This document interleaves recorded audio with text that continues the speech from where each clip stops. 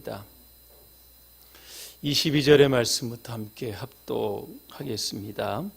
모세가 홍해에서 이스라엘을 인도하며 그들이 나와서 수르 광야로 들어가서 거기서 사흘 길을 걸었으나 물을 얻지 못하고 마라에 이르렀더니 그곳 물이 써서 마시지 못하겠으므로 그 이름을 마라라 하였더라.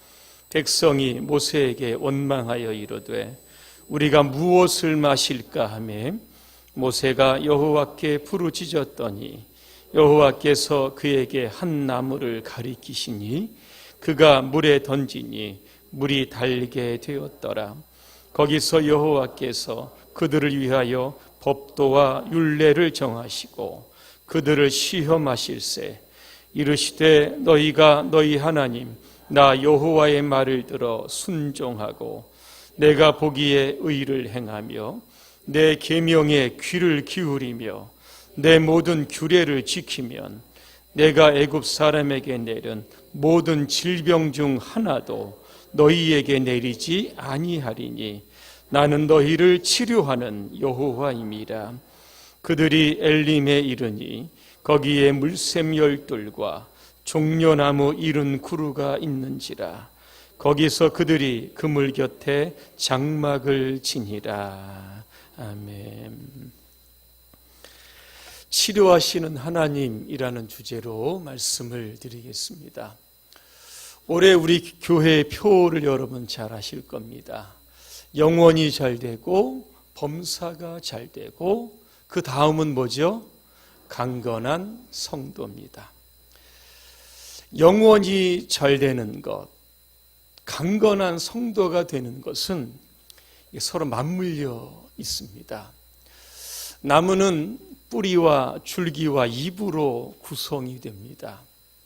뿌리가 견실하게 되면 영양분을 끌어올려 줄기가 굵어지고 잎을 통하여 꽃과 열매가 맺혀지게 되는 겁니다. 사람도 마찬가지입니다. 영적인 것을 떠나 육신적인 건강을 위해서 여러분 아무리 노력을 해도 건강하지 않습니다.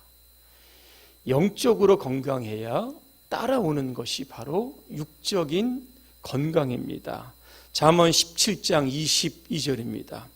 마음이 즐거우면 앓던 병도 낫고 속에 걱정이 있으면 뼈도 마른다 그랬습니다.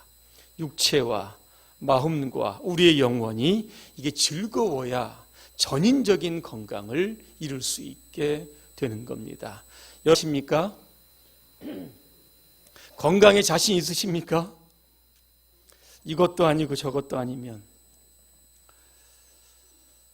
아마 모든 분들이 건강하시기를 아마 소원 중에 소원으로 오래 빌으셨을 겁니다. 근데 하나님의 소원도 여러분이 건강하게 사는 겁니다. 예레미야 29장 11절입니다. 너희를 위한 나의 계획은 내가 알고 있다. 그것은 너희에게 재앙을 주려는 것이 아니라 번영을 주고 너희 미래와 희망을 주려는 계획이다 그랬습니다. 여러분 건강하게 살아야 여러분 삶이 번성하게 되고 희망과 여러분 소망을 가지고 이 땅에서 활기차게 살 수 있는 겁니다. 예수님은 질병으로 고생하는 그런 환자들을 향해서 여러분 이렇게 말씀하십니다. 마태복음 9장 2절에 보니까 한 중풍병자를 여러 명의 상에 이렇게 데리고 예수님께로 데리고 왔습니다. 이때 예수님께서 그 중풍병자를 향해서 짤막하게 말씀하십니다. 뭐라고 말씀하신지 아십니까? 작은 자여 안심하라 그랬습니다. 자, 마태복음 9장 22절입니다. 12년 동안 혈류증으로 앓던 여인, 그 여인을 향해서 주님은 이렇게 말씀합니다. 따라 안심하라. 내 믿음이 너를 구원하였느니라 그랬습니다. 이 시간 질병으로 혹시 고통스러워하고 계신 분이 계시다고 하면 이 시간 주님의 음성을 여러분 들으시기를 바랍니다. 안심하라. 왜 주님은 안심하라고 말씀하십니까? 나는 너를 치료해 주는 그러한 치료의 주님이 되시기 때문에 여러분 안심하시기를 바랍니다. 요즘은 100세 시대입니다. 요즘 많은 분들이 건강을 위해서 많은 노력들을 합니다.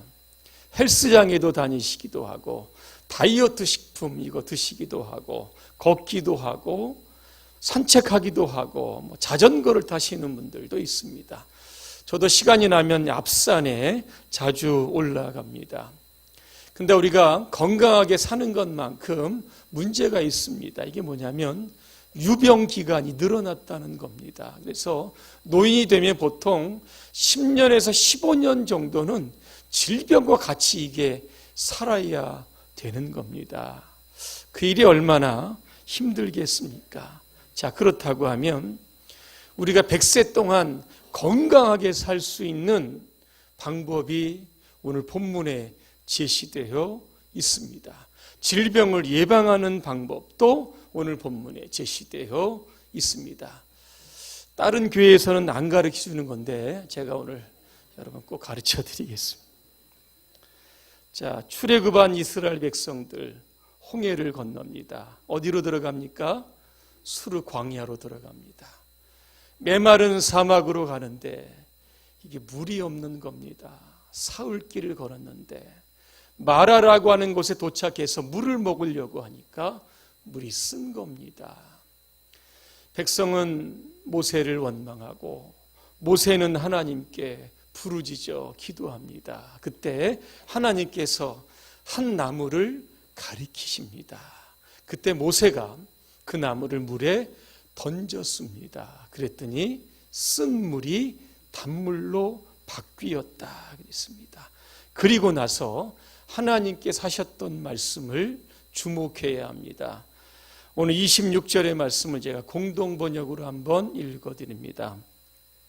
너 이스라엘이 너희 하나님 여호와의 말을 들어 순종하고 그의 보기에 바르게 살며 그 명령을 귀에 담아 모든 규칙을 지키면 이집트인들에게 내렸던 어떠한 병도 너희에게 내리지 아니하리라. 나는 여호와 너희를 치료하는 의사이다. 이렇게 되어 있습니다. 여러분 건강하게 살 수 있는 방법이 오늘 본문에 나왔습니다. 뭡니까? 하나님의 말씀에 순종하는 겁니다. 하나님의 말씀에 순종한다는 것 구체적으로 뭘까? 악인과 죄인들과 여러분 사귀지 않는 겁니다. 시편 1편을 제가 읽어드립니다. 복되어라 악을 꾸미는 자리에 가지 아니하고 죄인들의 길을 거닐지 아니하며 조소하는 자들과 어울리지 아니하고 여호와께서 주신 법, 그 법을 낙으로 삼아 밤낮으로 그 법을 되새기는 사람이다 되어 있습니다. 여러분 인생의 복은 여러분 건강입니다. 건강을 잃으면 모든 것을 다 잃어버립니다. 그래서 많은 사람들이 건강하기 위해서 운동도 하고 보약도 이게 먹는 겁니다. 그런데 원칙적으로 성경이 이야기하는 건강의 그 해답은 하나님의 말씀에 순종하는 것, 악한 사람들과 사귀지 않는 것입니다. 하나님과 가까이 하고 말씀과 가까이 하는 것, 이게 건강의 비결입니다. 또 하나, 하나님의 말씀에 순종한다는 것은 순리대로 살아가는 겁니다. 여러분 어떤 때 병이 여러분에게 오십니까? 생활의 균형이 깨질 때 이게 병이 찾아옵니다. 예를 들면 무절제한 식사입니다. 밤과 낮이 바뀐 생활 패턴, 하나는 욕심 부리는 거, 또 하나는 절제하지 못한 감정, 이런 것들이 우리의 건강에 이상 신호를 보내오는 겁니다. 어제 국민일보 칼럼날에 보니까 그레이 헤어라는 선택이라고 하는 칼럼이 있습니다. 여기에 나온 내용을 잠깐 소개해 드리려고 합니다. 고대 영성가들은 사람이 나이가 들면서 4가지를 조심하라고 했습니다. 교만과 시기와 분노와 태만이라고 했습니다. 이 중에서 가장 무서운 것이 시기라고 했습니다. 시기가 왜 무서운 것일까? 시기는 질투와 이기적인 야망의 결합이기 때문이다. 그렇게 이야기를 합니다. 시기는 다른 악덕을 끌어들여 죄악을 더욱더 악하게 만드는 게 이게 바로 시기입니다. 이웃의 불행을 보고 슬퍼해야 되는데 기뻐합니다. 누군가의 성공을 보면 축하해 주어야 되는데 불쾌감을 느끼게 되는 겁니다. 영국의 신학자 윌리엄 퍼킨스는 이런 이야기를 합니다. 이를 가리켜서 영혼의 욕망이다. 그렇게 이야기합니다. 욕망은 처음에 문을 열어달라고 간청을 하다가 어느덧 손님이 되고 마음의 주인이 된다 그랬습니다. 욕심이 우리를 지배하게 되면 그게 죄를 낳습니다. 그 죄는 우리를 사망이라고 하는 파멸로 이끌어가는 겁니다. 어떻게 하면 이 욕심을 절제할 수 있을까? 사도 바울은 빌립보서 4장 11절에서 이런 제안을 합니다. 나는 어떠한 형편에 있든지 자족하기를 배웠노라 그랬습니다. 자족한다는 것은 있는 것에 감사한다는 겁니다. 나이 들어서 욕심 부리는 거, 이거 수명 단축하는 일입니다. 그래서 있는 것에 자족하며 감사하는 것, 이게 바로 건강하게 100세까지 살아갈 수 있는 방법입니다. 또 하나, 하나님의 말씀에 순종한다는 것은 말씀에 나의 삶의 기준이 되어야 하는 겁니다. 이사야서 38장에 보니까 히스기야 왕이 죽을 병에 걸립니다. 이사야 선지자가 그를 찾아가 이렇게 이야기합니다. 내가 죽고 살지 못하리라. 이야기를 듣고 히스기야가 낯을 벽으로 향해서 기도합니다. 그 기도의 내용을 제가 한번 읽어드리려고 합니다. 굉장히 중요합니다. 하나님, 제가 항상 당신 앞에서 참되게 살았습니다. 충성스럽게 당신을 섬겼습니다. 당신 보시기에 선한 일을 행했습니다. 이거 기억해 주십시오 그랬습니다. 뭘까요? 하나님의 말씀 벗어나지 않고 살았다는 겁니다. 이 기도를 들으시고 히스기야에게 15년이라고 하는 생명을 연장해 주셨던 겁니다. 잠언 4장 20절과 22절입니다. 내 아들아, 내 말에 주의하며 내가 말하는 것에 내 귀를 기울이라. 그것을 내 눈에서 떠나지 말게 하며 내 마음속에 지키라. 그것은 얻은 자에게 생명이 되며, 그 다음 구절입니다. 그의 온 육체에 건강이 됨이니라. 그렇게 되어 있습니다. 여러분, 건강하게 사시려고 하면 여러분의 귀를 하나님의 말씀에 여러분 가까이 대시길 바랍니다. 여러분의 눈을 하나님의 말씀에 고정시키시길 바랍니다. 여러분의 마음에 하나님의 말씀을 여러분 풍족히 담고 사시기를 바랍니다. 그러면 그 말씀이 여러분의 삶의 균형을 절대로 깨트리지 못하게 합니다. 순리대로 살아가게 하고 말씀대로 살아감으로 말미암아 하나님께서 여러분의 건강을 지키시는 겁니다. 그래서 말씀대로 살아가는 자, 하나님께서 반드시 여러분의 삶을 지키실 줄로 믿습니다. 두 번째입니다. 우리는 십자가 앞에서 우리의 영혼의 질병을 치료해야 합니다. 오늘 아까 설교 초기에 말씀드렸습니다. 영혼이 여러분 건강해야 합니다. 하루는 세리마태가 자신의 집에 예수님과 제자들과 자기 친구들을 초청을 합니다. 이것을 주변에서 지켜보던 바리새인과 사두개인들이 그들을 비방하며 이렇게 이야기를 합니다. 너희가 어찌하여 세리와 죄인과 함께 먹느냐 그랬습니다. 이때 예수님이 그들을 향해서 이렇게 말씀합니다. 누가복음 5장 31절입니다. 건강한 자에게는 의사가 쓸데없고 병든 자에게라야 쓸데있나니 내가 의인을 부르러 온 것이 아니로 죄인을 불러 회개시키려고 왔다. 그렇게 되어 있습니다. 여러분, 바리새인들은 세리를 죄인으로 규정합니다. 그런데 오늘 예수님은 죄인을 병든 자로 규정합니다. 예수님 앞에서는 모두가 죄인이고 병든 자입니다. 내가 그들을 치료하는 의사가 되겠다. 오늘 말씀하고 계시는 겁니다. 우리는 불행하게도 태어날 때부터 죄인입니다. 이 죄의 영향력에서 벗어나고 싶지만 죄는 힘이 있고 세력이 있습니다. 우리의 영혼을 병들게 합니다. 망가지게 하는 겁니다. 여러분, 나균이라고 하는 게 있습니다. 이 나균은 한센병의 병원균입니다. 이 나균에 처음 감염되면 증상이 없습니다. 이 잠복기를 보니까 5년에서 20년 동안 이게 지속된다고 합니다. 이 균이 나오기를 시작하면 어떤 증상이 일어나게 되냐면 신경계, 기도, 피부, 눈에 종양이 생깁니다. 그 다음에는 통각 능력을 상실한다고 합니다. 이게 통증을 못 느끼는 겁니다. 감각이 무뎌지게 합니다. 나중에는 살을 썩어 문드러지게 하고 결국 그로 인하여 죽게 만드는 게 이게 나균입니다. 어떤 분은 죄를 가리켜서 나균과 같다 그렇게 이야기합니다. 왜냐하면 우리의 영혼의 기능을 마비시키는 겁니다. 여러분, 영혼은요, 하나님을 찾을 수 있도록 하나님께서 우리에게 주신 건데 그 기능이 죄로 인하여 망가지게 되는 겁니다. 그래서 많은 사람들이 죄를 저질러도 양심의 가책을 느끼지 않는 이유는 영원히 이게 질병에 걸렸기 때문에 여러분 그런 겁니다. 어떻게 하면 우리의 영혼을 소생시킬 수 있을까? 오늘 본문에 보니까 마라의 쓴물을 단물로 바꾼 결정적인 역할을 하는 것이 있습니다. 그게 뭐냐면 나무입니다. 이 나무가 뭘까?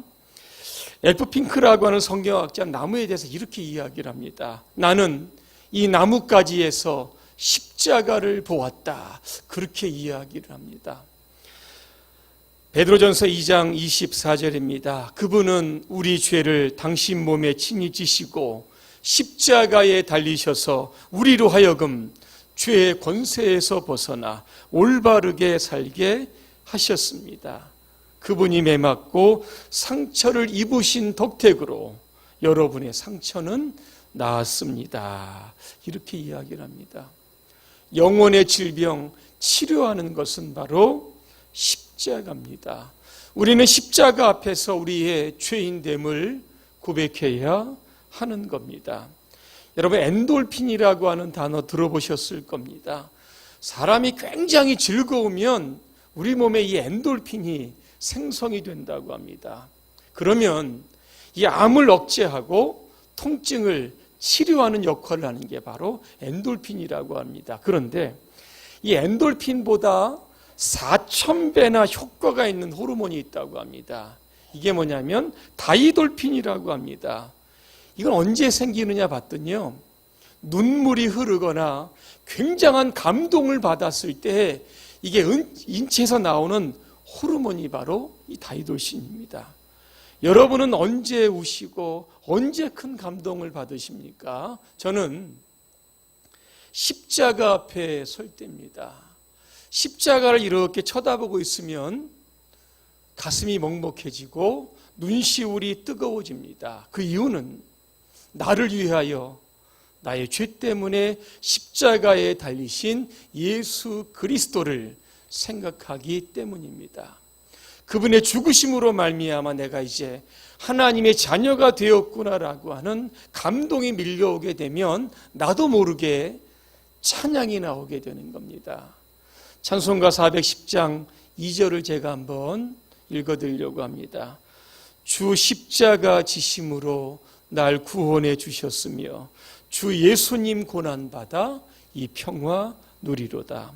평화 평화 하나님이 주신 선물, 그 놀라운 주의 평화 하나님 선물일세 그랬습니다. 저와 여러분도 동일하게 십자가 앞에서 이런 눈물과 감동을 경험하신 줄로 믿습니다. 십자가는 우리를 은혜와 감동의 도가니로 빠져들게 하는 겁니다. 그때 우리의 몸에는 돌핀이라고 하는 호르몬이 나오면서 우리를 치료하게 되기 때문에 그런 겁니다. 여러분, 날마다 십자가를 바라보며 눈물과 감격으로 여러분 살아가셔서 여러분의 그 죄로 인하여 찌든 그러한 영혼들 다시 한번 회복되시기를 주님의 이름으로 축원합니다.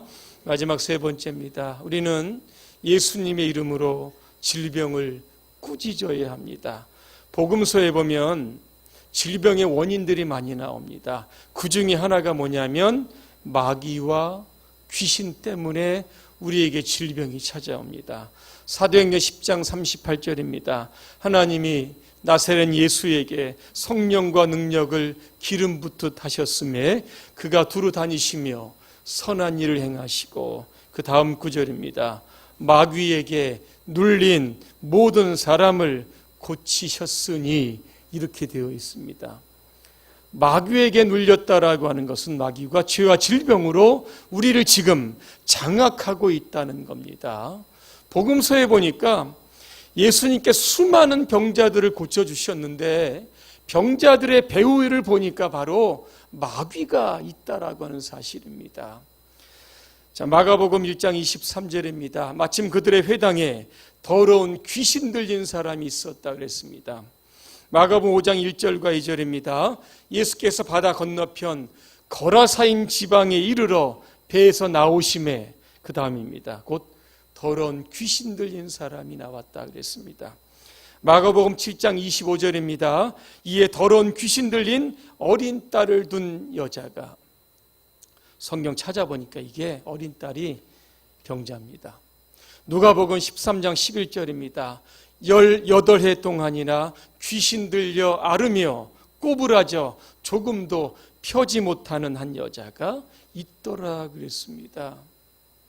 귀신은 질병을 통하여 사람을 고통스럽게 만듭니다. 그래서 예수님은 이 귀신과 마귀를 가리켜서 도둑이라고 그렇게 표현합니다. 요한복음 10장 10절에 보니까 도둑이 온 것은 도둑질하고 죽이고 멸망시키려는 것이다 그랬습니다. 도둑은 언제든지 살인자로 변합니다. 귀신은 우리를 건강을 약탈해가는 도둑놈이며 살인자입니다. 이 도둑놈으로부터 우리의 건강을 지켜야 합니다. 어떻게 지켜야 할까? 오늘 여러분에게 질병이 있다라고 하면 예수님의 이름으로 그 질병을 꾸짖으시기를 바랍니다. 누가복음 4장 38절과 39절입니다.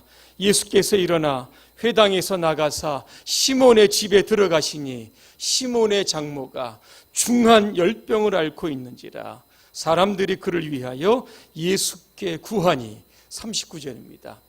예수께서 가까이 가사 열병을 꾸짖으신데 병이 떠나고 여자가 곧 일어나 그들에게 수종드니라 그랬습니다.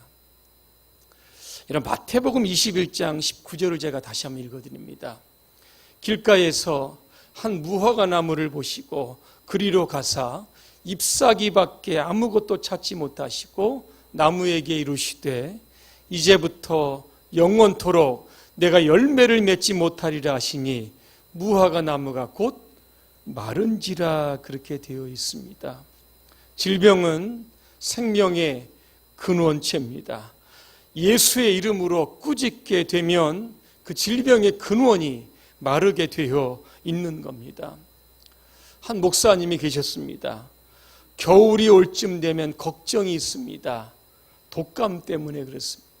독감에 걸리면 3주 동안 누워 있어야만 합니다.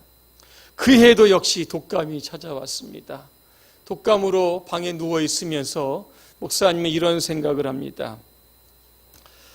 독감이 왜 나에게 찾아오는 것일까? 그러면서 이러한 깨달음을 얻게 됩니다. 아마도 내가 매년 찾아오는 독감을 두려워함으로 그 틈을 타서 들어와 질병이 일으키는 세력이 있음을 알았습니다. 그리고 나서는 이렇게 질병을 꾸짖었습니다.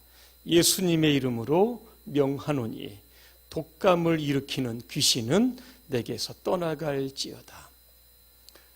그 이후로 이 목사님은 더 이상 독감으로 인하여 고생하는 일이 없었다고 합니다.